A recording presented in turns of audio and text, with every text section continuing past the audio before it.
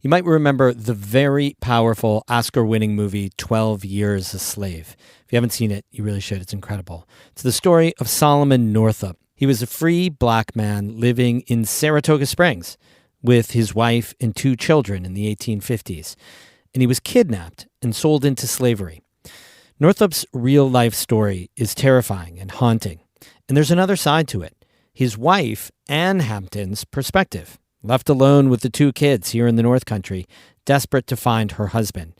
A researcher is unearthing her side of the story. That's today's Story of the Day. Support for Story of the Day comes from the St. Lawrence County Community Development Program, now accepting applications for the Head Start program to prepare children ages 3 to 5 for school. Online at slccdp.org/head-start. Hey, I'm David Sommerstein. It's Tuesday, February 27th. First up, Democrats in the New York State Legislature rejected new congressional district maps yesterday. The maps were drawn by a bipartisan redistricting commission. As Karen DeWitt reports, Democrats are now opting to draw their own maps instead. Democrats rejected the maps. Ayes 17, nays 40. The bill is defeated. The maps were approved 9-1 by the Bipartisan Independent Redistricting Commission back on February 15th. They left largely intact the maps drawn 2 years ago by a court-appointed special master. Those maps are believed to have contributed to 4 congressional seats in New York flipping from Democrat to Republican in 2022, resulting in the GOP's narrow hold on the U.S. House of Representatives.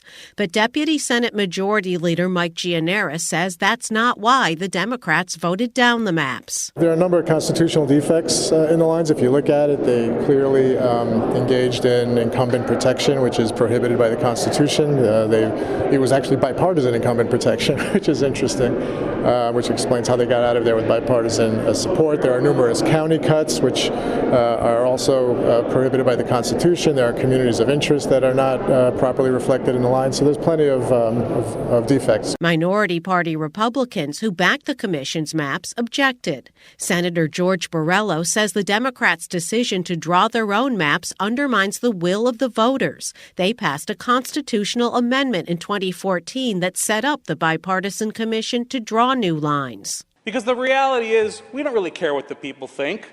We care what the political outcome is at the end. And that's what this is about. It's taking it away from the people, taking away the choices that they made. Next, the Democrats will once again draw their own congressional district maps. Senator Gianaris denies that the new maps, which are still being worked out, will benefit Democrats more than the commission's maps. He says that's illegal under the state's constitution. At the end of the day, if we come up with a map that respects communities of interest, deals with keeping political boundaries intact, and deals with some of the issues that we think are flawed in the map that was presented to us, hopefully the courts will agree. They will have to act quickly. Petitioning for federal, state, and local primary elections begins Tuesday.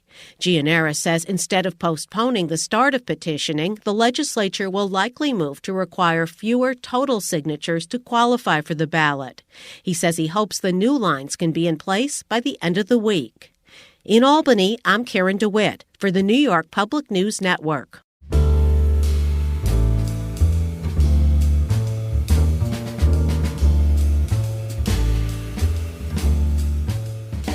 There's been an effort in recent years to reframe our nation's history, to recognize and honor the critical role that Black people have played since they first arrived on American soil in 1619. Adirondack historian Connor Williams has been part of that push, refocusing the narrative of American history to highlight Black stories. One of the people he's researching right now is Ann Hampton Northup, the wife of the man depicted in the movie 12 Years a Slave. She was born in Hudson Falls and later worked in Saratoga Springs, and little had been known about her. Williams spoke with our Adirondack reporter Emily Russell about his research on Ann Hampton, who is also the focus of an upcoming lecture in Westport in mid-March.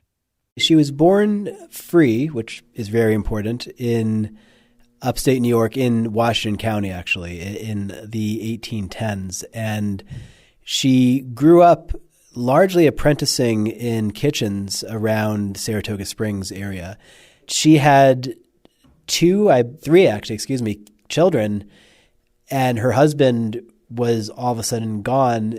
He was able to get a message back early in his captivity and his enslavement, letting them know that he was alive.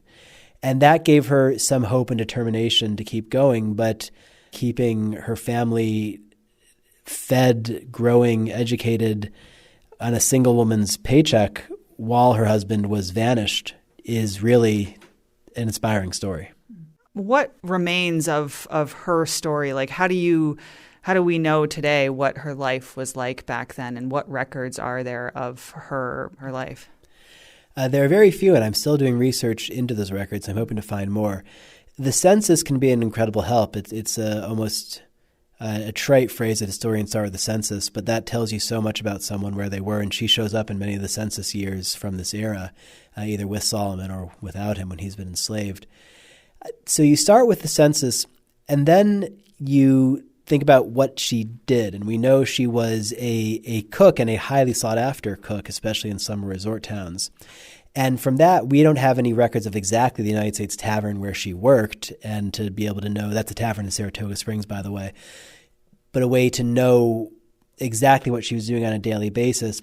And then we also know about the allies that did help keep Finding Ann Northup work. She did move down to New York City because she needed more consistent work, and how she was able to parlay, if you will, early abolitionists and communities of free people of color into mutual support. There's no unemployment, no welfare. There's certainly not a fund for people whose husbands have been kidnapped and enslaved.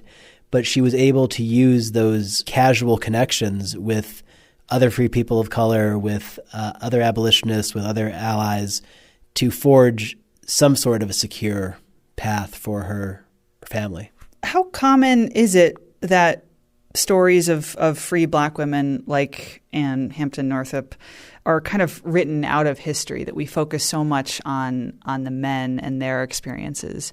We as Americans want to see our history as a redemptive one, and as one that's always leading towards some predetermined outcome.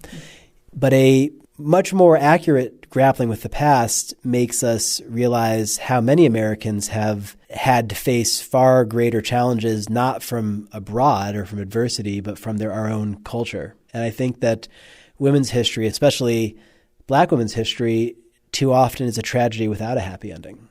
For women who weren't fortunate enough to live to see the Voting Rights Act or the 19th Amendment or any of the other milestones, they lived and died in a nation that was only partially for them. And so I think that can make people uncomfortable about their history. There's no easy way to tell the story of even someone like Harriet Tubman or Sojourner Truth, who made these incredibly inspirational acts, but still died in a country where they couldn't vote.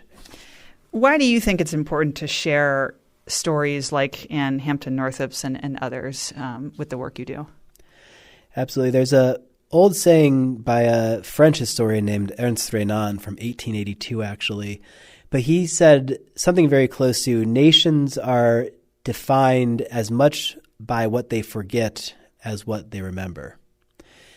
The idea being that to make a national myth, to make a national story, you have to forget so many things that don't fit into that. But to make a people strong, I think you have to remember the diversity of our past. And that's why I think stories like Ann Hampton's are so important to tell, because they don't fit into a all good, all progressive arc of history. She passed at work, it seems like. She was still working the day she died. And by losing her husband suddenly for 12 years, she faced a society that was not designed to accommodate her in any way besides as a victim in a charity case. And how she navigated that is really important. So it's a way of, I think, making us a much stronger society by examining some of what we've forgotten as opposed to just retelling the things we want to remember. That was Adirondack historian Connor Williams speaking with Emily Russell. You can hear Williams' lecture on Anne Hampton Northup at the library in Westport on March 19th. We have more news all the time on our website, ncpr.org. Music today by Eddie Lawrence of Moira and Patricia Julian of Burlington. I'm David Sommerstein, North Country Public Radio.